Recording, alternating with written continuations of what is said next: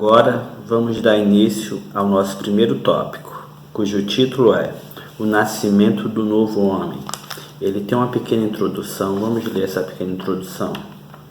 Jesus ensinou a Nicodemos, renomado mestre da lei, que o novo nascimento do homem não é gerado nem da carne e nem do sangue, mas de Deus, da água e do Espírito. Nessa pequena introdução, nós vemos que Jesus estava falando com Nicodemos e ele fala acerca de um nascimento.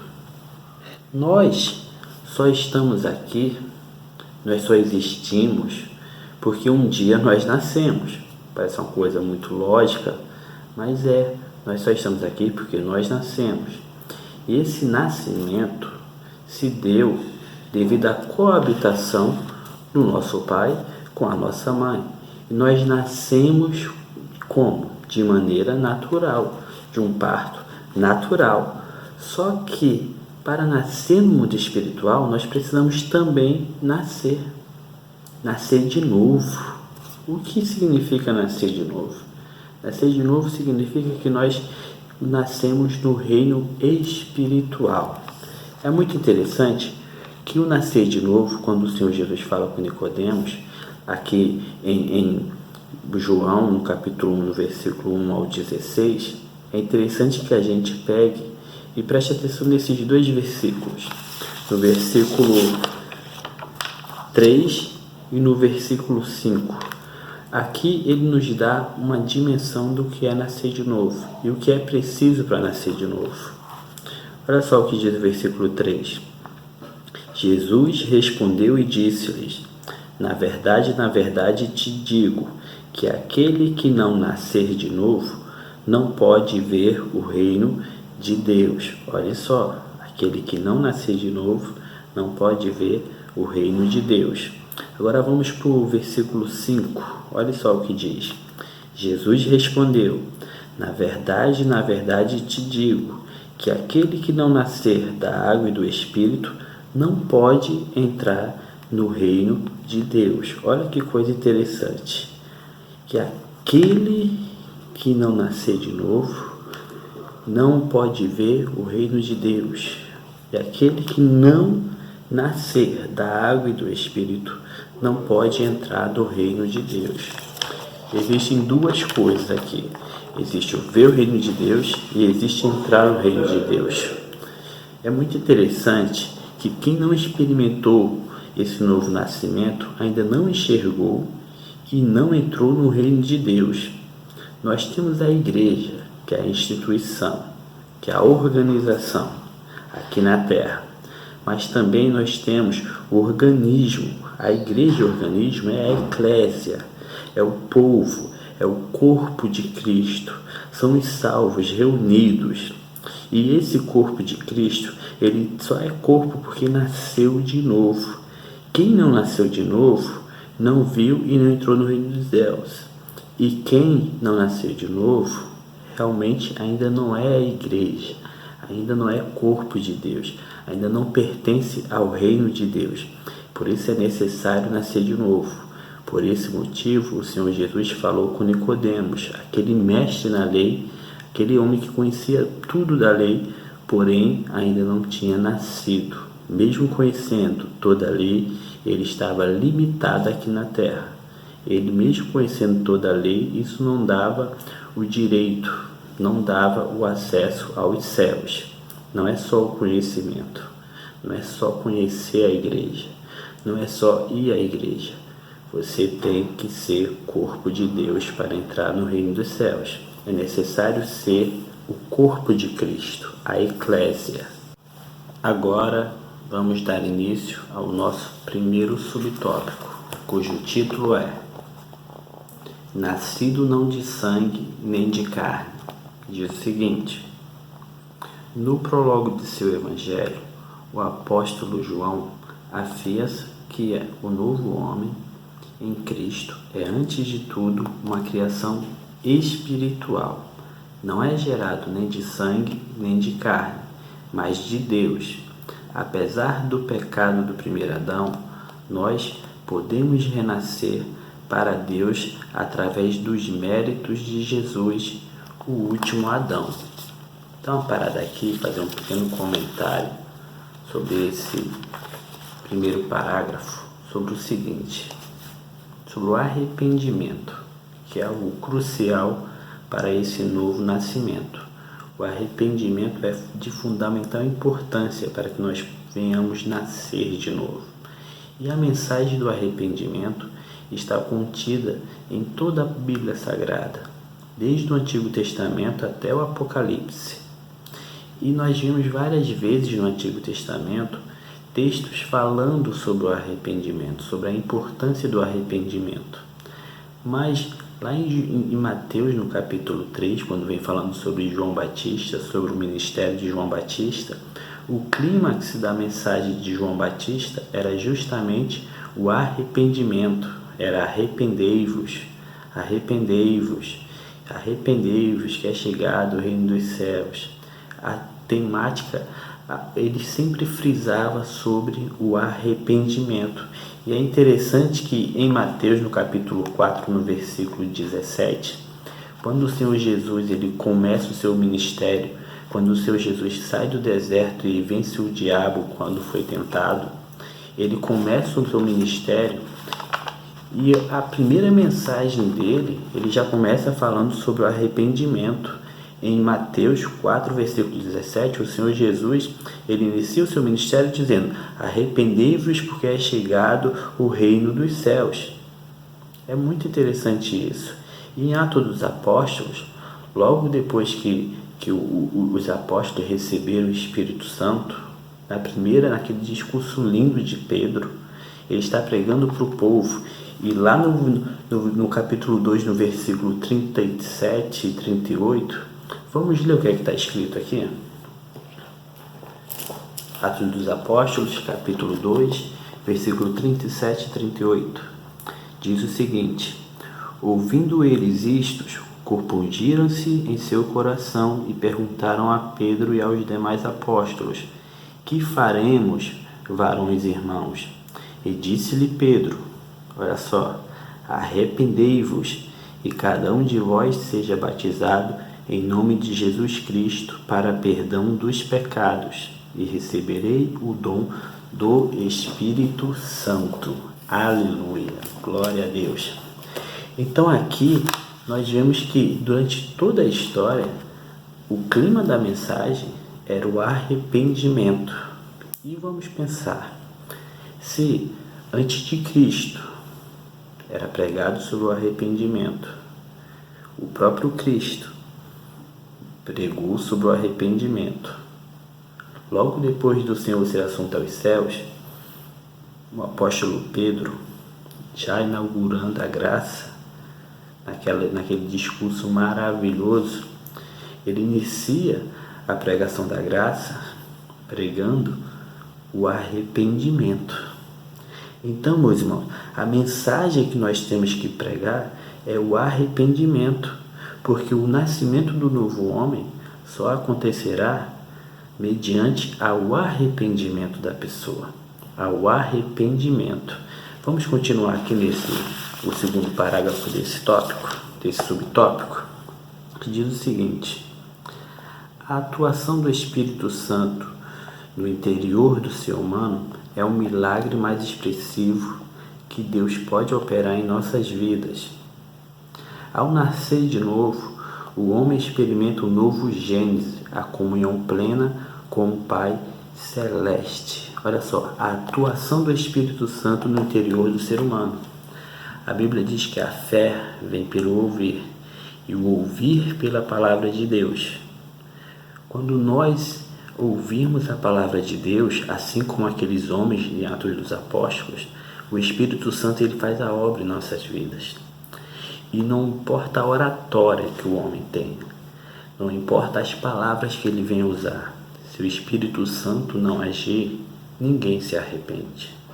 O único que tem poder de convencer o homem do pecado, da justiça e do juízo é o Espírito Santo de Deus. Então ele é parte fundamental desse novo nascimento. Sem ele não existe. Existe uma coisa: o arrependimento. Então, enquanto há tempo, arrependei-vos. Enquanto existe tempo, vamos nos arrepender, que o Espírito Santo fará a obra dentro de nós, essa obra redentora e progressiva, até a glória. Agora, vamos para o segundo subtópico. O segundo subtópico, cujo título é Nascido de Deus. O nascimento do novo homem é descrito pelo evangelista como o ato de nascer de Deus. Isso implica a aceitação pela fé no plano de salvação que o Pai Celeste elaborou bem antes da fundação do mundo. Vamos lá. Olha só que coisa interessante. Vamos ver esse versículo aqui. João capítulo 1, versículo 12. Olha só o que está escrito. João capítulo 1, versículo 12. Mas a todos quanto recebeu, deu-lhe o poder de serem feitos filhos de Deus, aos que crê no seu nome. Preste atenção, guardem isso, aos que crê no seu nome. Agora vamos vir para cá, 1 João, capítulo 3, diz o seguinte: Vede quão grande amor nos tem concedido o Pai, que fosse chamados filhos de Deus. Por isso o mundo não nos conhece, porque não conheceu a Ele. Versículo 2: Amados, agora sois filhos de Deus, e ainda não é manifesto o que haveremos de ser, mas sabemos que quando Ele se manifestar, seremos semelhantes a Ele, porque assim como o vemos, aleluia, o veremos. Que coisa linda. Vamos voltar aqui para João. Para sermos filhos de Deus, tem algo importante, muito importante. João capítulo 1, no versículo 12. Veja só que coisa interessante. Mas a todos a quanto receberam, deu-lhes o poder de serem filhos de Deus. Receberam quem? A todos quanto receberam quem? Receberam Jesus. Todos aqueles que receberam Jesus, foi dado o poder de serem chamados filhos de Deus.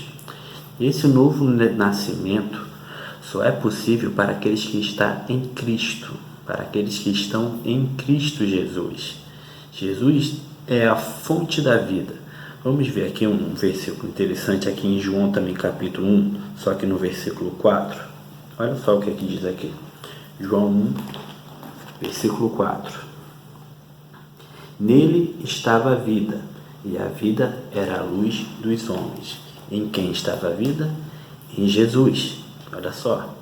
E só quem tem um novo nascimento é aqueles que estão em quem? Em Jesus. Logo, ele tem a vida em si, e só ele pode dar a vida eterna. Só aqueles que estão nele têm essa vida. Só ele mesmo. Só ele pode nos dar essa vida eterna.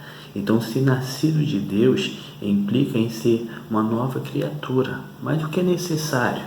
O que é necessário para ser nascido de Deus? É necessário crer na palavra de Deus. É necessário crer que Jesus Cristo realmente é o Filho de Deus. É necessário acreditar no sacrifício da cruz. É necessário acreditar que Ele tem poder para perdoar os nossos pecados. É necessário acreditar que Ele morreu e ressuscitou ao terceiro dia. E é necessário acreditar que Ele é o Filho de Deus e que Deus lhe deu um nome sobre todo o nome. Então, meus amados, não existe como ser nascido de novo, como o tópico diz aqui, nascido de Deus, se não estiver em Cristo. É necessário aceitar Ele como nosso único e suficiente Salvador. Para chegar a Deus só existe um caminho, não existe vários caminhos. O texto sagrado vai nos dizer que Jesus é o caminho, a verdade e a vida. Ele é o caminho. Não existe caminhos.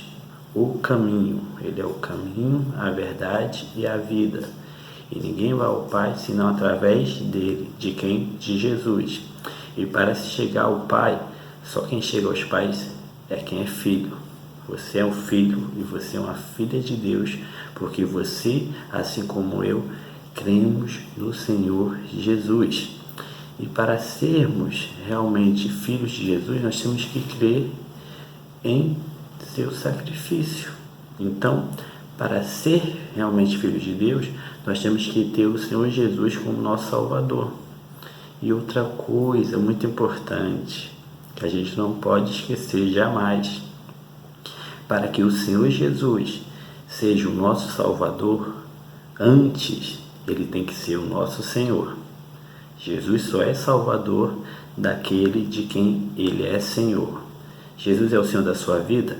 Então, amém, porque ele é o teu Salvador. Glória a Deus por isso. Continuando aqui no segundo subtópico, nós vemos algo interessante que diz o seguinte: torna-se nova criatura em Cristo. Tornar-se nova criatura em Cristo é o auge da bem-aventurança humana. Logo, nascer de Deus é tornar-se filho de Deus pela fé. Olha só que coisa interessante, porque ser nascido de Deus implica ser uma nova criatura, implica em ter uma nova visão, uma nova maneira de viver, uma nova maneira de ver o mundo, viver no mundo, mas não sendo do mundo, porque agora você pertence ao reino dos céus, você é um representante de Deus aqui na terra, você carrega o nome do Senhor aqui na terra, você é luz do mundo e sal da terra, você é luz para esse mundo tenebroso. Antes você era uma criatura, agora você é um filho e uma filha de Deus. Porque lá no Evangelho segundo escreveu São Marcos, no capítulo 16, no versículo 15, o Senhor Jesus ele envia a sua comissão e ele diz o seguinte: ide por todo o mundo e pregai o Evangelho a toda a criatura, e aquele que crer será salvo. Olha só, que coisa interessante. Ide por todo o Evangelho e pregai a toda a criatura. Por que ele não falou ide por todo o mundo e pregai o Evangelho a todos os filhos de Deus? Você talvez já ouviu falar que as pessoas falam todo mundo é filho de Deus. Será que todo mundo é filho de Deus? A Bíblia diz que não. O ser humano é uma criatura, foi criado por Deus. Nós só passamos a ser filhos de Deus depois que nós aceitamos o Senhor Jesus como nosso Senhor e Salvador, como eu falei anteriormente. Então todos nós precisamos ter essa transformação. É por isso que nós precisamos nascer de novo. É por isso que nós precisamos ter esse nascimento espiritual. É por isso que o Senhor Jesus veio e preencheu essa lacuna que nos separava do Pai. Ele nos uniu novamente. E essa união não foi uma recachutada, não foi ele não nos costurou, não. Nós temos acesso, nós morremos e nascemos em Cristo já na família de Deus, já somos filhos de Deus. Amém? Então entenda isso, por favor, entenda. Nós somos filhos de Deus, nós somos representantes dos céus aqui na terra, nós temos que fazer a diferença aqui neste mundo. Nós estamos aqui, mas nós pertencemos ao reino dos céus. Amém? Vamos agora para o terceiro subtópico. Agora vamos iniciar o terceiro subtópico, cujo título Nascido da água. Vamos ler. O batismo em águas só tem efeito salvador quando recebido pela fé. Se devidamente observado, simboliza não apenas a morte e a ressurreição de Cristo, como também o renascimento espiritual daquele que recebe como Salvador e Senhor.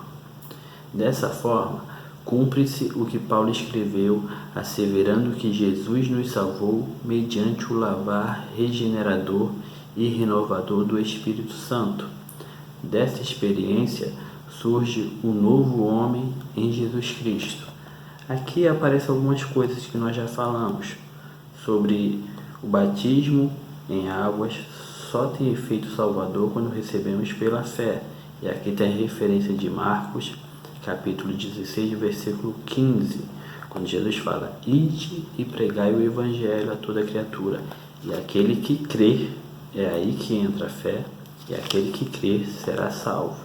E aqui ele vem falando também que o renascimento espiritual é daquele que recebe o Senhor Jesus como Salvador e Senhor. Mas vamos falar aqui um pouco sobre o batismo de águas. O que é? Qual a importância desse batismo? Será que só o batismo é o suficiente? Não. Nós temos que crer. Só o batismo com águas é apenas uma formalidade, é apenas um ritual. Se não tiver a fé genuína, se não tiver a fé em Cristo, ele não vai servir de absolutamente nada. Porque não é a água do batismo que salva, mas a graça. Não é a água, é a graça. É a graça de Deus, recebida por meio da fé em Cristo. É isso que salva. O batismo, nós vamos desconsiderar o batismo de maneira alguma. O batismo é uma etapa muito importante na vida daqueles que se entregam a sua vida para Jesus. É uma coisa muito importante. Porém, sem fé, o batismo não garante que a pessoa irá para o céu. É preciso ter fé. Sem fé, você não vai para o céu apenas porque se batizou. Isso é uma coisa que nós temos que entender.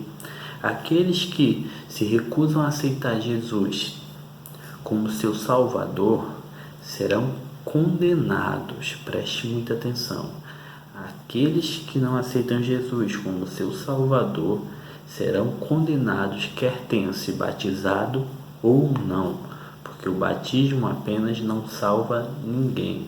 Quem salva é o Senhor Jesus. Quem salva é a fé em Jesus Cristo, o nosso Senhor e Salvador. Então, aqui nesse subtópico, nós entendemos que não é o batismo com água que salva, mas a fé em Jesus Cristo. Porque se o batismo da água salvasse, fosse suficiente para salvar, como ficaria o ladrão na cruz? Quando o Senhor Jesus falou que hoje mesmo estarás comigo no paraíso, ele não teve tempo de descer da cruz e ser batizado nas águas. É por isso que venho crer antes do batismo. Quem crer em mim e for batizado será salvo. O crer vem antes do batismo. O crer sem o batismo pode acontecer que você seja salvo, mas o batismo sem crer não tem salvação. Amém? Vamos para o quarto subtópico, cujo título é Nascido do Espírito Santo. A regeneração só é possível através da atuação do Espírito Santo na vida do pecador arrependido. É ele quem opera o novo nascimento. Esse ato regenerador não pode ser explicado em linguagem humana. Somente a partir dessa ação sobrenatural em nossa alma é que o novo homem em Cristo torna-se possível. Temos aí a genuína conversão. Olha só que coisa interessante. Esse último subtópico, ele engloba tudo aquilo que nós já falamos dos subtópicos anteriores.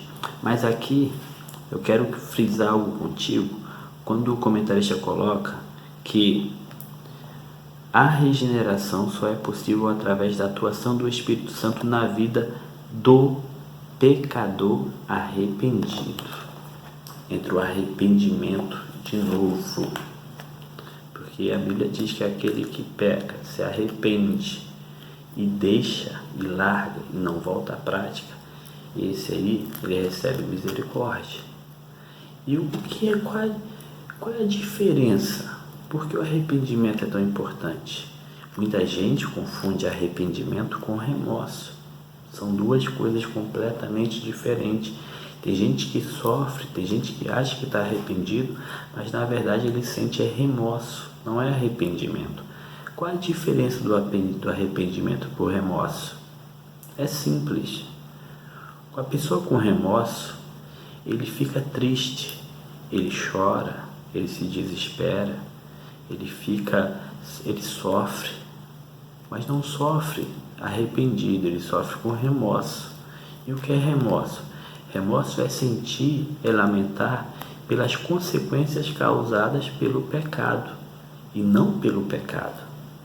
A pessoa sofre, a pessoa fica numa lástima terrível devido às consequências que aquele pecado trouxe. Já o arrependido, não, o arrependido é diferente. O arrependimento ele sofre pelo pecado que cometeu. É completamente diferente do remorso. O arrependimento verdadeiro faz com que você fique triste com aquilo que você fez e não ficar triste com as consequências que veio mediante aquilo que você fez. O arrependimento verdadeiro faz com que você se arrependa e não pratique mais aquilo, porque você sabe que aquilo não agrada o seu Senhor. Você sabe que aquilo não agrada a Deus. Você sabe que o Espírito Santo não fica bem com essa prática. E nós nos arrependemos e não praticamos mais. Então, meu querido, se você está sentindo remorso, se você está vivendo dessa forma, aprenda isso hoje. Pelo amor de Deus, vamos nos arrepender. Não vamos viver de remorso. Porque a pessoa que vive de remorso, ela chora, ela sofre, mas logo depois volta a praticar tudo de novo. Por quê? Porque não houve o verdadeiro arrependimento. Já aquele que tem arrependimento, ele vai colher pelo aquilo que ele fez, pelo mal que ele fez, pelo pecado que ele praticou, mas ele nunca mais voltará a fazer aquilo, porque ele sabe que aquilo não agrada a Deus.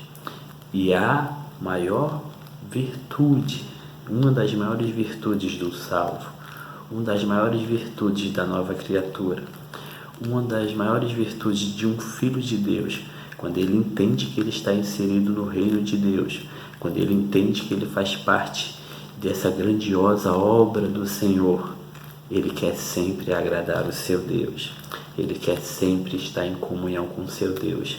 E o pecado pode acontecer, mas não é uma coisa voluntária, é um pecado involuntário. E vou te dar uma dica, meu irmão e minha irmã. Eu vou falar uma coisa para você e peço que você entenda e preste atenção. Se você estiver dentro do barco, cruzeiro no transatlântico, e se você vier cair, se você vier tropeçar dentro desse barco, você se levantará e o barco seguirá em frente. Agora, se você tropeçar nesse transatlântico e cair fora dele, não tem volta, não tem salvação. Então fique ligado, você entendeu? Esse transatlântico quer dizer que você caiu, que você tropeçou, mas você está na presença do Senhor. Então você se levanta, se arrepende e segue o caminho até a glória. Agora, se caiu fora, é complicado. Abram os olhos. Amém?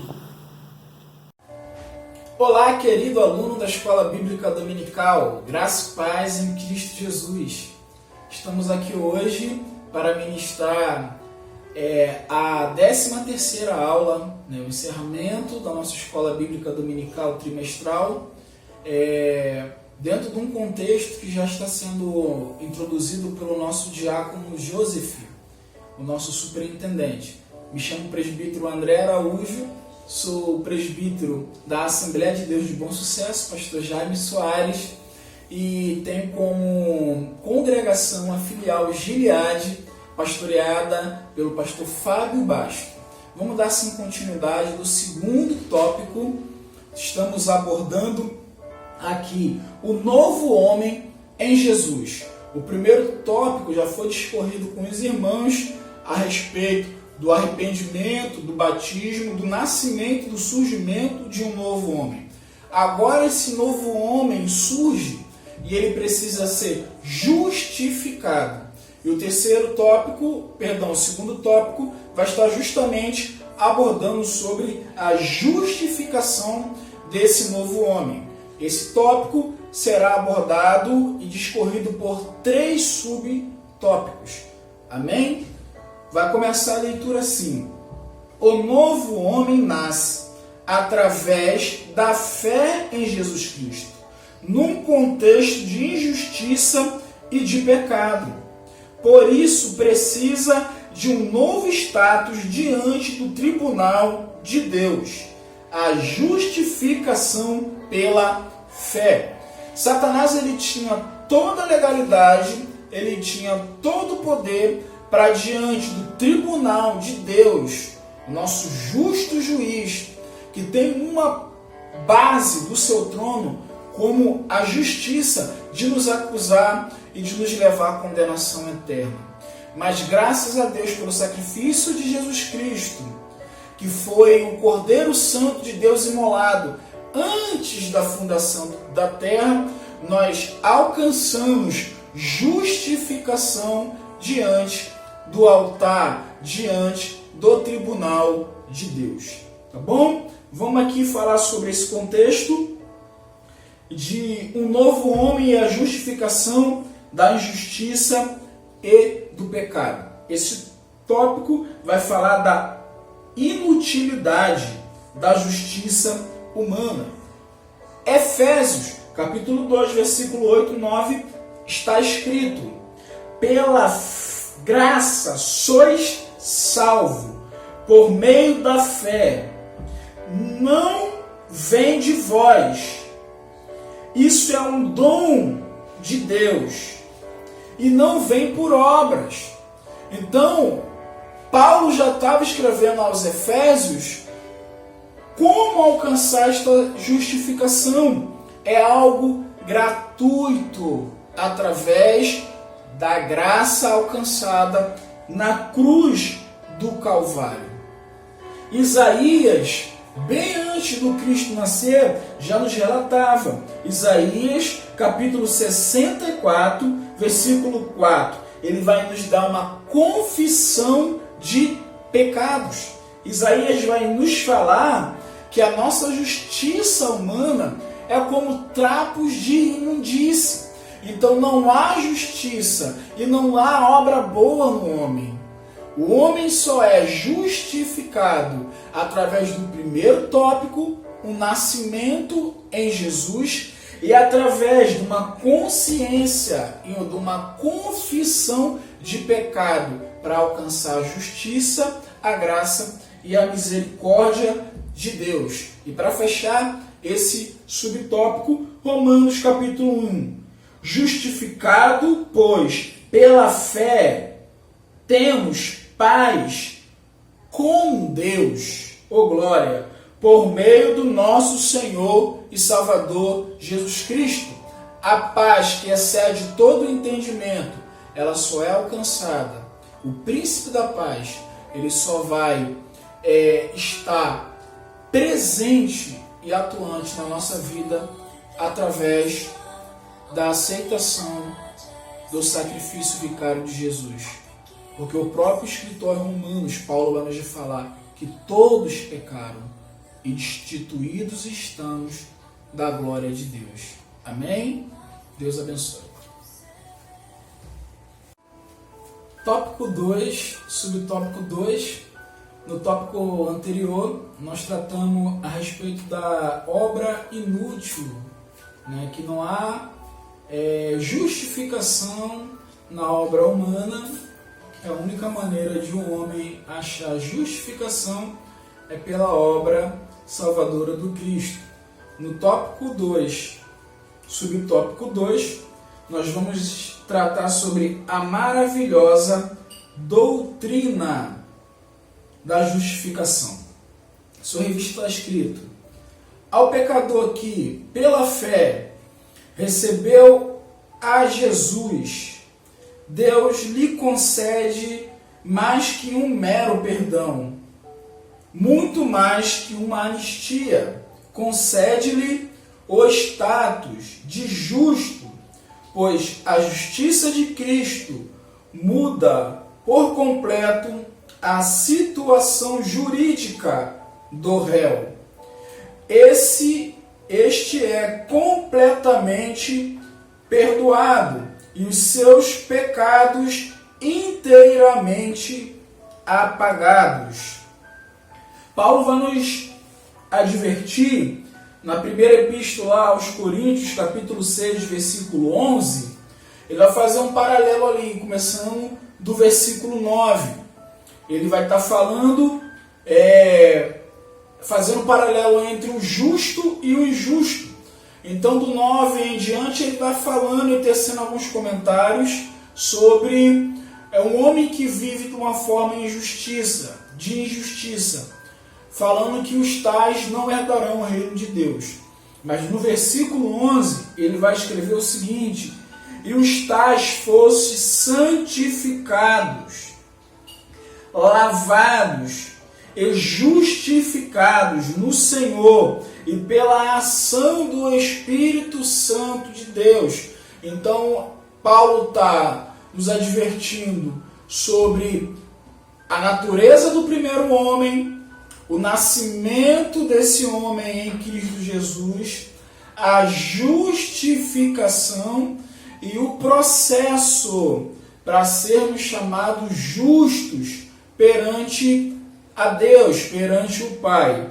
Já o escritor dos Hebreus, capítulo 10, versículo 17, vai nos falar: quando a gente alcança a justiça e o grau de justo perante ao Senhor, Ele não se lembra mais dos nossos pecados e das nossas iniquidades. Amém? Tópico 2, subtópico 3. Estamos assim encerrando esse segundo tópico concernente à justificação do novo homem. E o subtópico 3 vai estar escrito: o novo homem é justo. A partir da sua conversão, o pecador passa a ser visto por Deus como se jamais tivesse cometido qualquer injustiça. De agora em diante, é um justo aos olhos de Deus. Haja vista o que houve com o ladrão, que na cruz creu no sacrifício do Senhor Jesus.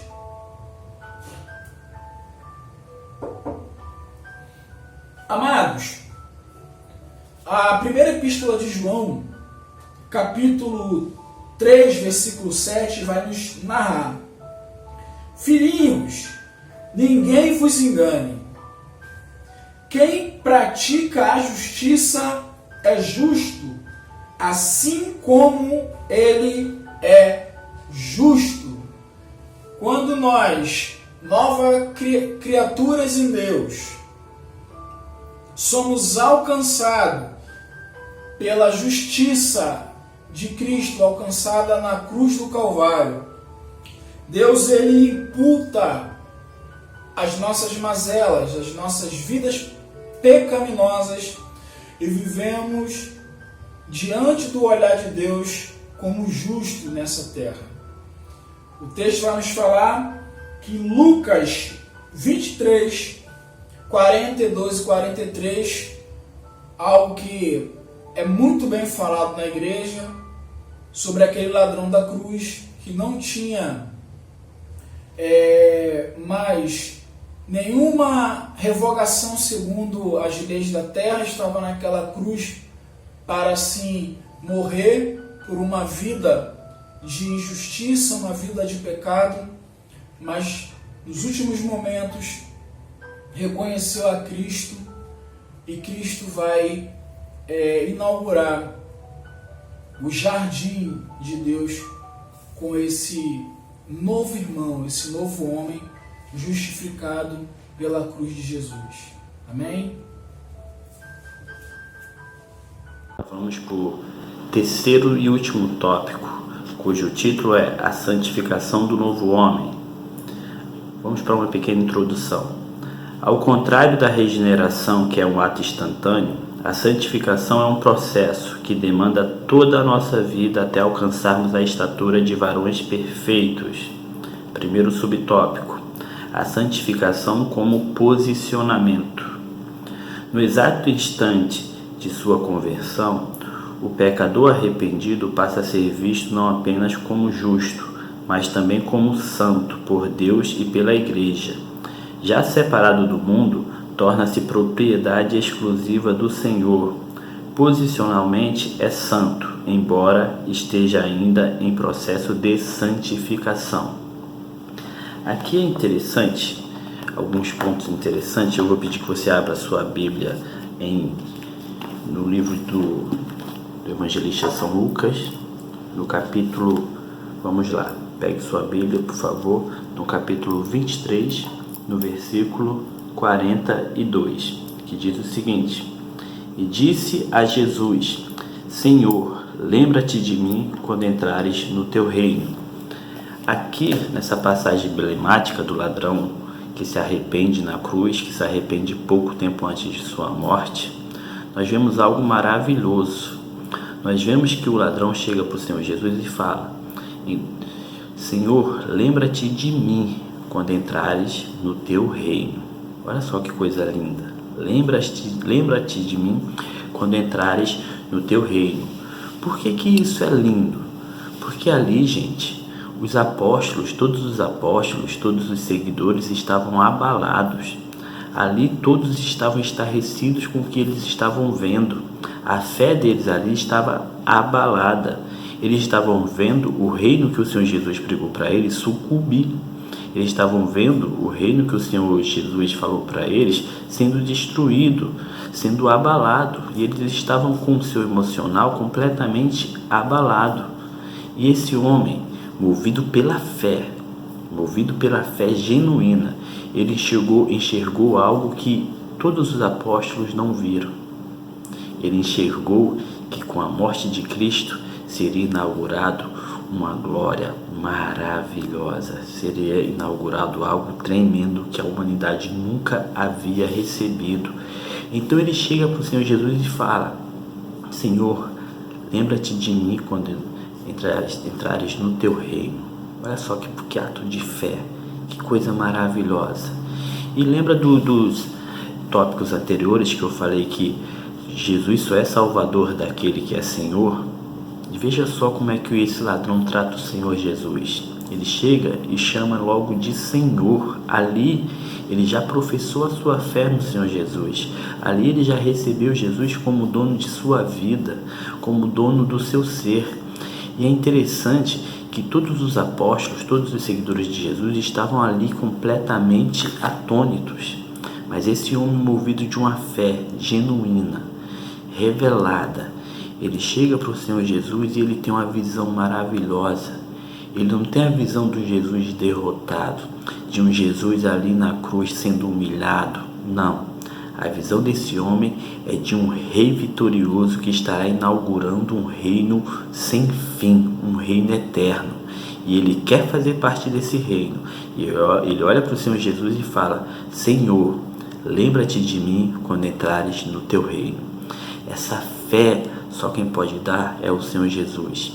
E algo interessante também, nós temos que abrir aqui em 1 Coríntios, no capítulo 1, versículo 2, que é o seguinte: a igreja de Deus que está em Corinto, aos santificados em Cristo Jesus, chamados santos, como todos os que em todo lugar invocam o nome do Senhor Jesus Cristo, Senhor deles e nosso. Olha só, aqui o apóstolo Paulo, ele fala algo maravilhoso. Ele diz o seguinte, olha só: a igreja de Deus que está em Corinto.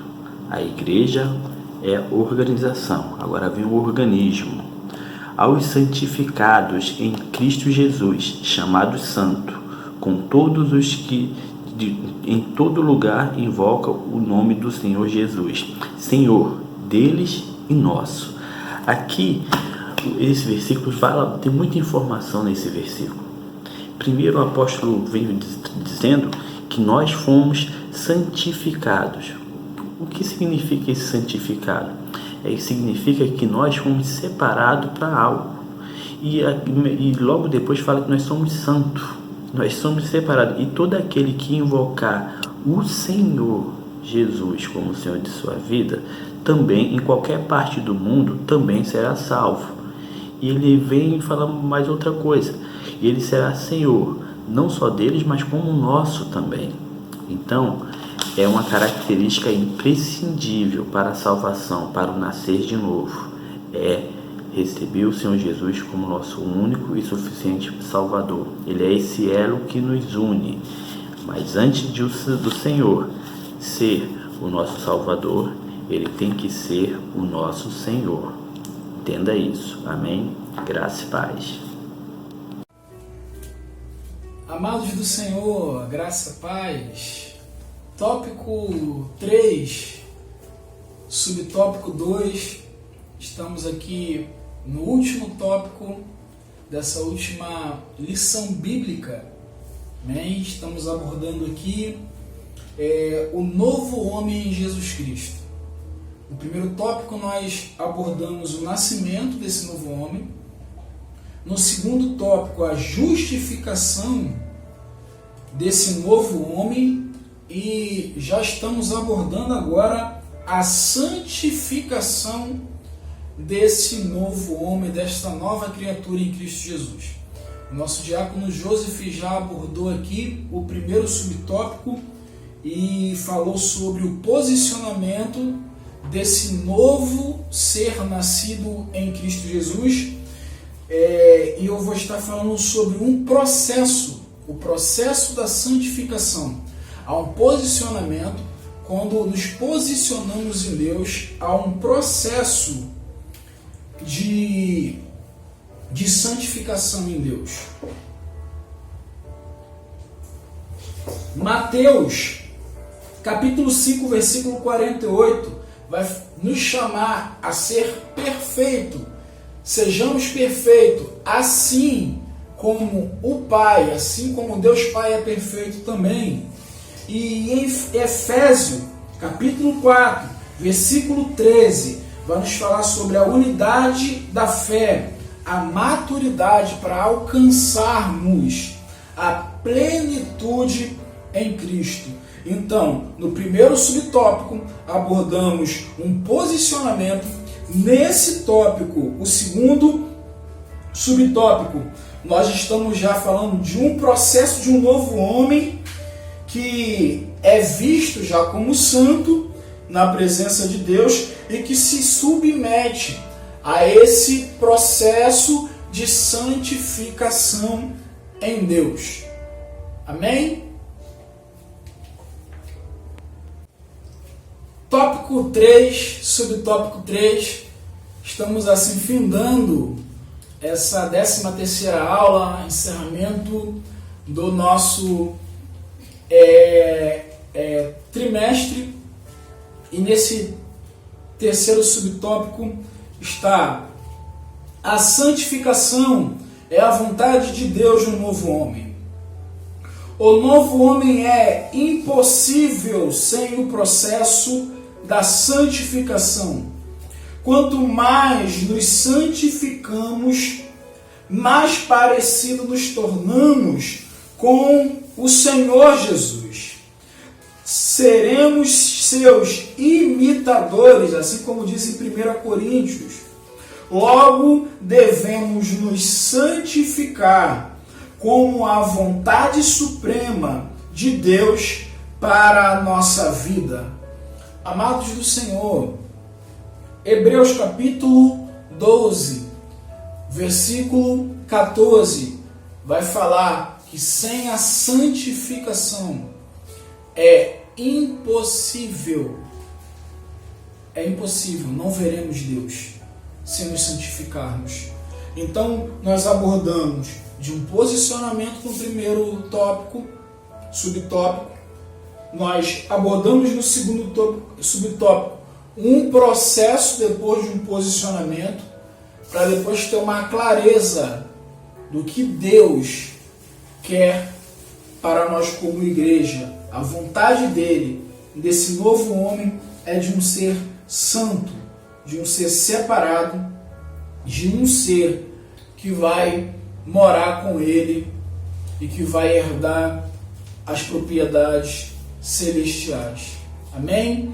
Eu quero compartilhar aqui com você, nesse encerramento, já estamos em mãos a nova revista da Escola Bíblica Dominical. E eu quero estar assim mostrando para vocês algumas coisas. A gente não sabe ao certo, né, quando vai se estipar essa questão de pandemia, né, uma nova remanejamento que estamos tendo como igreja nos últimos dias. E a revista do próximo trimestre vai estar tratando sobre a igreja eleita, redimida pelo sangue de Jesus Cristo e selada pelo Espírito da promessa. Amém? Que Deus em Cristo Jesus vos abençoe, que você venha a compartilhar, a se nutrir com essa escola bíblica dominical, e se o Senhor Jesus não retornar, estaremos aí novamente introduzindo conteúdos bíblicos para a glória do nome do Senhor Jesus Cristo. Gileade, um lugar de cura. Vamos para a nossa conclusão. Diz o seguinte: quem recebeu Jesus como seu Salvador e Senhor tomou a melhor decisão, pois os seus pecados foram apagados por Cristo.